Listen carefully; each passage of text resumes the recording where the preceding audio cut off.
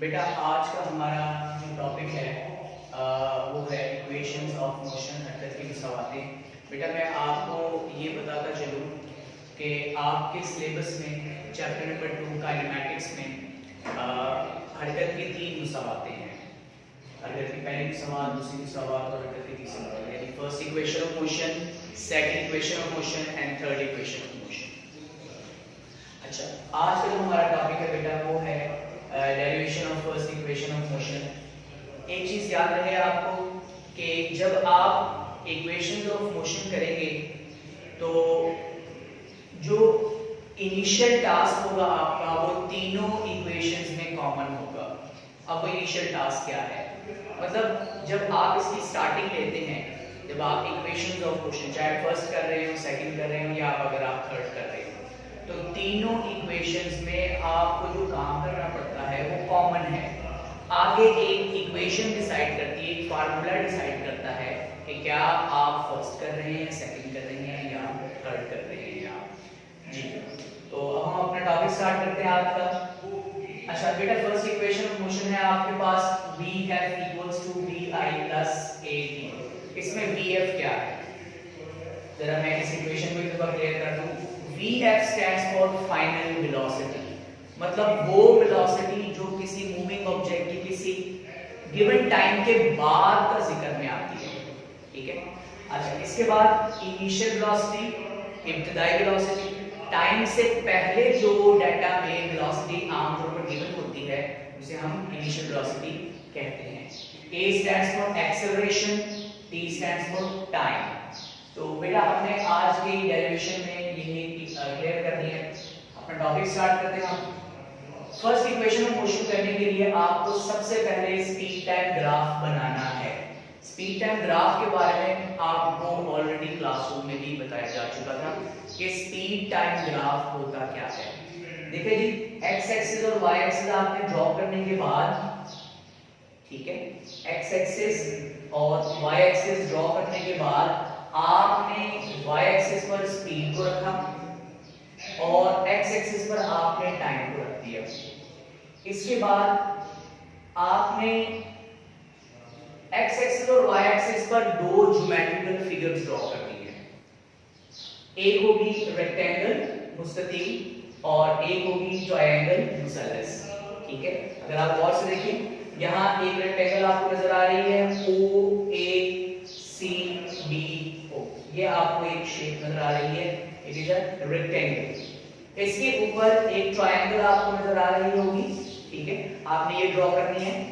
इसके बाद आपने हर एक पॉइंट को प्रॉपर्ली नाम दे देना है। इसे हम कहेंगे, इस ओरिजिन पॉइंट को हम स्टार्ट करेंगे O से, this point will known as A, इसे हम कहेंगे B, C and D। Clear हो गई आपको? अच्छा, एक चीज और मैं आपको मजीद यहाँ पर ऐड कर दूं कि बेटा ये जो स्पीड टाइम ग्राफ में आपको ये जो ज्योमेट्रिकल फिगर नजर आ रही है, ये ज्योमेट्रिकल फिगर की हर एक साइड एक स्पेसिफिक टर्म को रिप्रेजेंट करती है। ज्योमेट्रिकल फिगर की हर एक साइड एक स्पेसिफिक टर्म को, जैसे टर्म मैंने भी आपको बताया कि final velocity, initial velocity, acceleration and time जी। अब हम यहाँ पे क्लियर करते हैं। यहाँ लाइन ए बी जो है, लाइन ए बी ट्रायंगल की साइड हाइपोटेन्यूज, ये रिप्रेजेंट करती है एक्सेलरेशन को, ठीक है। ये किसको रिप्रेजेंट करती है? एक्सेलरेशन को रिप्रेजेंट करती है। सिमिलरली यहां लाइन ओडी रिप्रेजेंट कर रही है टाइम को। Line A B represents acceleration A, line O D represents time, line CD represents initial velocity and line BD represents final velocity। तो ये चीजें आपने यहाँ पर प्रॉपर्ली क्लियर करनी है। ये क्या लिखा गया? गेन इन स्पीड, इसका जिक्र आगे आएगा जी। अब हम अपना काम स्टार्ट करते हैं। जरा मैं एक दफा दोबारा रिवाइज कर दूं। बेटा सबसे पहले हमने फर्स्ट इक्वेशन ऑफ मोशन में स्पीड टाइम ग्राफ बनानी होती है। स्पीड टाइम ग्राफ के लिए आपने y एक्सिस और x एक्सिस पर, y एक्सिस और x एक्सिस पर दो ज्योमेट्रिकल फिगर बनानी है, रेक्टेंगल एंड ट्रायंगल। ये दोनों ड्रॉ करने के बाद आपने इनके पॉइंट्स क्लियर कर देने हैं और हर एक लेंथ को, हर एक साइड को, ठीक है, ज्यादातर साइड्स को एक स्पेसिफिक टर्म से रिप्रेजेंट किया गया है। जैसे मैंने आपको बताया कि side AB represents acceleration, side CD represents initial velocity, side BD represents final velocity and side OD of the rectangle represents time। जी, y एक्सिस पर स्पीड लिया था हमने और x एक्सिस पर हमने टाइम लिया था। अब हम आगे चलते हैं। इसके बाद आपने एक्सप्लेनेशन की हेडिंग में क्या लिखना है? देखिए जी, आपके टेक्स्ट बुक में फर्स्ट इक्वेशन ऑफ मोशन के साथ ही लिखा हुआ है consider a body is moving with initial velocity vi। फर्ज कीजिए कि एक जिस्म है वो इनिशियल वेलोसिटी vi से मूव कर रहा है and after time t with the acceleration a its velocity becomes vf और t वक्फे के बाद a एक्सेलरेशन के साथ उस हरकत करते हुए जिस्म की वेलोसिटी हो जाएगी vf। जी, ये आपने एक्सप्लेनेशन यहां लिखनी है। इसके बाद अब आपने अपना काम स्टार्ट करना है डेरिवेशन। जैसे मैंने आपको बताया कि तीनों इक्वेशन ऑफ मोशन में ज्यादातर काम कॉमन है, टास्क जो है वो आपका कॉमन चलता रहेगा। तो अब हम स्टार्ट करते हैं कि कौन सी साइड किस एक स्पेसिफिक क्वांटिटी को रिप्रेजेंट करती है। जी, यहां पे हम लिखेंगे, जरा गौर से देखें आप, रेक्टेंगल की साइड OD बराबर है रेक्टेंगल की साइड AC के। जी, यहां पे क्लियर कर दें, OD equals to line segment AC और ये किसके इक्वल है? जैसे मैंने आपको पहले बता दिया था, ये टाइम के इक्वल है। जी,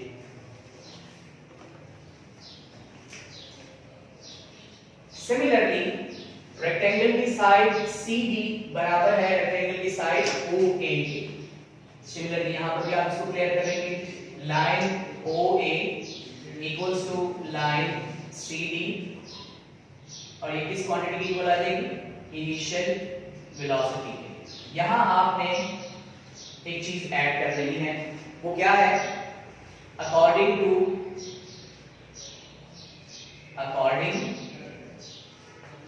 to the definition of rectangle, rectangle के तारीफ के मुताबिक। देखिए रेक्टेंगल हम जानते हैं, जैसे अगर आप गौर से देखें, आपकी ये जो व्हाइट बोर्ड है, ये व्हाइट बोर्ड एक रेक्टेंगुलर शेप है। White is called rectangular shape because they have the four sides, क्योंकि इसके चार साइड्स हैं और आमने सामने वाली साइड, ये वाली साइड इस साइड के इक्वल है, ठीक है, लेंथ में बराबर है और दोनों पैरेलल हैं। सिमिलरली ऑपोजिट साइड जो है, ऊपर वाली साइड और नीचे वाली साइड आपस में लेंथ में इक्वल हैं और पैरेलल हैं और तमाम इंटरनल एंगल्स 90 डिग्री के हैं। तो ऐसी जो शक्ल होगी बेटा उसे हम कहेंगे रेक्टेंगल। तो जरा गौर करें, क्योंकि ये इसको रेक्टेंगल कहा गया है, इस वजह से लाइन OD बराबर होगी लाइन AC के और लाइन OA बराबर होगी लाइन CD के। तो इन्हें हम लोगों ने स्पेसिफिक क्वांटिटी से रिप्रेजेंट कर दिया। जी, अब हम आगे चलते हैं। लाइन BD किसके रिप्रेजेंट किया गया है हमने यहाँ पे? जी, line BD equals to final velocity. Line BD किसके बराबर है? फाइनल वेलोसिटी के, ठीक है जी। अब हम आगे चलते हैं। अच्छा, यहाँ पर ये लिखना जरूरी नहीं है, लेकिन अगर आप लिख देंगे सो इट्स फेयर इनफ। जी, अब हम आगे चलते हैं बेटा। इसके बाद line BD equals to DF। अब यहाँ पर दो बहुत इंपॉर्टेंट टर्म्स आ गई। एक है लाइन BC की डिस्क्रिप्शन और लाइन AB की डिस्क्रिप्शन। ये बहुत इंपॉर्टेंट है, यहाँ पर आप लोगों ने ख्याल रखना है। जी, यहाँ पे हम शो करते हैं कि लाइन BC किसके बराबर है? बेटा ये वाली जो लाइन है, लाइन BC, ये इक्वल है line BD minus line CD के। ये कैसे कैलकुलेट करते हैं? Line BD minus line segment CD की। जी, इसको जरा मैं क्लियर करने के लिए आपको एक तरीका कार बताता हूं। अगर आप गौर से देखें, इस पॉइंट को कहा गया है बी, बेटा इस पॉइंट को कहा गया है सी, और इस पॉइंट को कहा गया है डी। बी, सी और ये हो गया डी। अगर आपको ये लेंथ कैलकुलेट करनी हो, लाइन BC कैलकुलेट करनी हो, तो आप क्या करेंगे, आप BD में से CD को सब्ट्रैक्ट कर देंगे, तो लाइन सेगमेंट BC की लेंथ क्लियर हो जाएगी। दोबारा सुनिए, line BC equal to line BD minus CD कैसे क्लियर किया, मतलब हमने ये फाइंड आउट करना है कि ये किसके बराबर है, जैसे मैंने गेमिंग स्पीड कहा था जी। मैंने आपको बताया कि इस पॉइंट को कहा जाता है पॉइंट बी, ये पॉइंट है सी और इसे कहते हैं पॉइंट डी। यहां हमने लाइन BC की लेंथ फाइंड आउट करनी है, तो हमें क्या करना होगा, हमें BD में से, लाइन सेगमेंट BD में से, ये BD है, इसमें से लाइन सेगमेंट CD को सब्ट्रैक्ट करना होगा, मतलब BC की कैलकुलेशन फाइंड आउट करनी कि इसकी लेंथ है कितनी, तो हम क्या करेंगे, BD माइनस CD। क्लियर हो गया। इसकी एक प्रैक्टिकल एग्जांपल सुने, अगर इस दीवार से उस दीवार का टोटल लेंथ हो 10 मीटर, अगर इस दीवार से दूसरी तरफ की दीवार तक की टोटल लेंथ हो 10 मीटर और आपको कैलकुलेट करना है कि ये जो वाइड बोर्ड है इस दीवार से यहां तक टोटल कितने लेंथ का है, लेकिन आपके लिए डाटा ये मौजूद है कि वाइड बोर्ड के इस सरफेस से लेकर उस दीवार तक की लेंथ है 3 मीटर, और सुने टोटल लेंथ है 10 मीटर और वाइड बोर्ड के इस सरफेस से लेकर दीवार के उस हिस्से तक की लेंथ आपको पता है वो 3 मीटर। तो आप क्या करेंगे, 10 में से 3 सब्ट्रैक्ट करेंगे, 7 आंसर आ जाएगा। तो सेम यहां पर भी ऐसे ही है ये जी। अब हम आगे चलते हैं। अच्छा, इसके साथ आप इसको ऐड कर सकते हैं, BD माइनस CD किसके बराबर है, VF माइनस VI के। देखिए BD जैसे कि हम लोगों ने ऊपर क्लियर किया कि BD equals to VF minus CD किसके बराबर है, VI के जी। नेक्स्ट टर्म है आपका एक्सेलरेशन का, AB लाइन का जी। जैसे मैंने आपको पहले ही बता दिया था कि line segment AB, line segment AB, अब ये किसके रिप्रेजेंट करते हैं जी, इसके लिए थोड़ी सी एक्सप्लेनेशन सुन लें आप। ये जरा गौर से देखें आप, ये एक ट्रायंगल है, ये है पॉइंट A, पॉइंट B और पॉइंट C। ये 90 डिग्री राइट एंगल ट्रायंगल है, 90 डिग्री यहाँ पर। अच्छा, 90 डिग्री के सामने वाली साइड को, बिल्कुल फ्रंट साइड को, इसे हम कहते हैं हाइपोटेन्यूज, और इस साइड को कहा जाएगा परपेंडिकुलर, और इसे कहा जाएगा बेस जी। विद अमूल कायदा, अगर आपको लाइन AB की कैलकुलेशन करनी हो, अगर आपको लाइन AB यानी कि हाइपोटेन्यूज की कैलकुलेशन करनी है, तो आपको क्या करना होगा, आपको सिर्फ परपेंडिकुलर को बेस पर डिवाइड करना होता है, परपेंडिकुलर डिवाइडेड बाय बेस। यानी इंजीनियरिंग टर्म में जब स्लोप फाइंड आउट करते हैं, जब भी स्लोप की कैलकुलेशन होती है, स्लोप की कैलकुलेशन के लिए हमें क्या करना पड़ता है कि हम उस ट्रायंगल के परपेंडिकुलर को उसकी बेस पर हम डिवाइड करते हैं। दोबारा सुनिए, जब भी स्लोप की कैलकुलेशन होती है, इट इज अ स्लोप, इस स्लोप की कैलकुलेशन हम यहां पर स्लोप फाइंड आउट कर रहे हैं कि ये स्लोप किसके बराबर है। तो जब भी स्लोप की कैलकुलेशन होती है, हमेशा परपेंडिकुलर को बेस पर डिवाइड कर दिया जाता है जी। यहां पर हम इसी टेक्निक को यूज करेंगे। AB रिप्रेजेंट्स हाइपोटेन्यूज,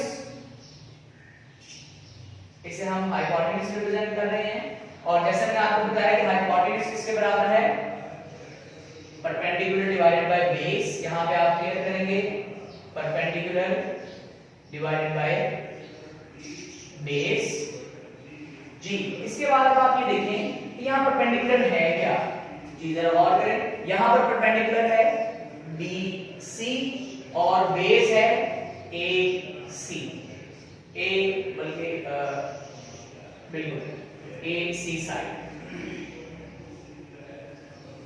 इसे हम ओ कहेंगे, ठीक है, ओ सी, क्लियर हो गया।